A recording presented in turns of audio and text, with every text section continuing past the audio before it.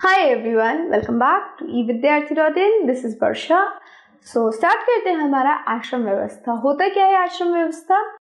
देखिए, आपको आश्रम में जाने की जरूरत नहीं है इस व्यवस्था के लिए। आप सभी इस व्यवस्था को फॉलो करते हो। कहोगे मैम कैसे?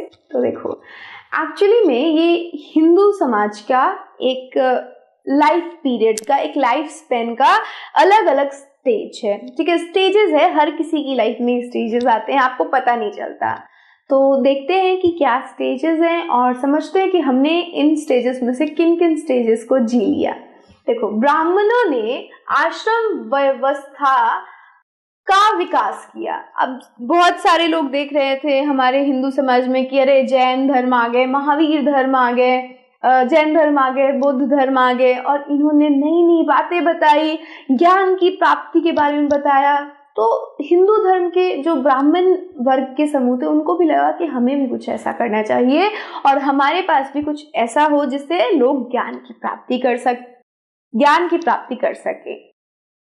सो यहाँ आश्रम का तात्पर्य जीवन के एक चरण से है, यानी जीवन के स्टेज से है कि आप इस स्टेज में हो, यहाँ पे हो, इस आयु पे आप इस चरण में पहुंचोगे।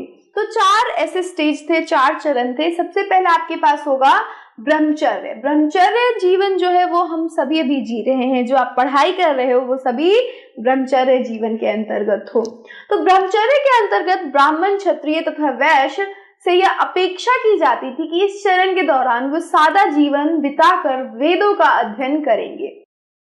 तो ये तीनों समूह जो है हमारे, इनसे ऐसी अपेक्षा थी कि ये अपना पढ़ाई लिखाई में ध्यान देंगे, ज्यादा जिंदगी सादा जिएंगे। आपके पेरेंट्स कहते होंगे अरे तुम पढ़ाई करते हो क्या, ये तुम लोग तरकते भरकते कपड़े पहन लेते हो क्या, पार्टी करते रहते हो।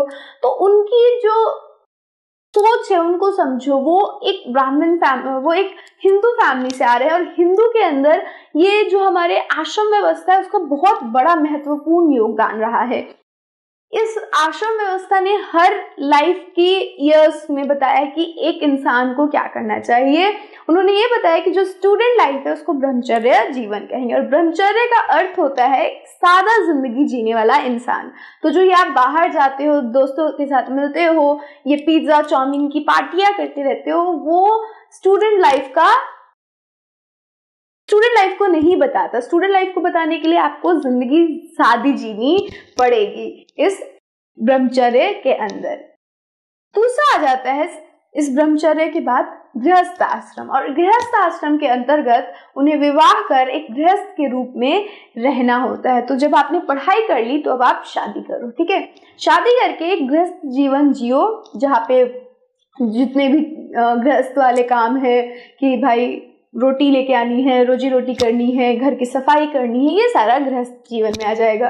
फिर जो हमारा नेक्स्ट जीवन है, नेक्स्ट चरण है, वो है वानप्रस्थ। अब वानप्रस्थ के अंतर्गत उन्हें जंगल में रहकर साधना करनी पड़ती थी। अब वानप्रस्थ वो वाला जीवन है जब अभी जंगल में तो जाते थे ये लोग, बट अब धीरे धीरे वो क्या कर रहे हैं, भगवान के अंदर विलीन होने की कोशिश कर रहे हैं, भगवान को ज्यादा मानने लगे हैं। साथ ही साथ इनके बच्चे अब हो चुके होते, क्योंकि गृहस्थ के बाद बच्चे होते हैं और वो लोग वानप्रस्थ के अंदर एंटर करते हैं, और यहाँ पे ये लोग अपने बच्चों को सिखाते हैं, समझाते हैं, पढ़ाते हैं और भगवान की सेवा करते हैं।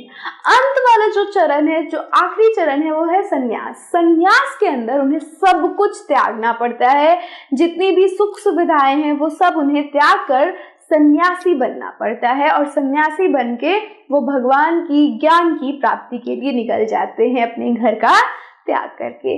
तो ये था हमारे आश्रम व्यवस्था के चरण, और इससे हमने समझा कि किस प्रकार से हमारा जो जीवन है वो अलग अलग चरणों में विभाजित है हिंदू समाज के अकॉर्डिंग। तो ये था हमारा आश्रम व्यवस्था, और इसके साथ समाप्त होता है हमारा ये चैप्टर। बट अभी हमें करना है क्या, अभ्यास के प्रश्न उत्तर। तो जल्दी से फटाफट से चलते हैं दूसरे वीडियो पे, जहाँ पे हम अपने अभ्यास के प्रश्न उत्तर करेंगे। तो till then stay safe and keep learning with us. Bye.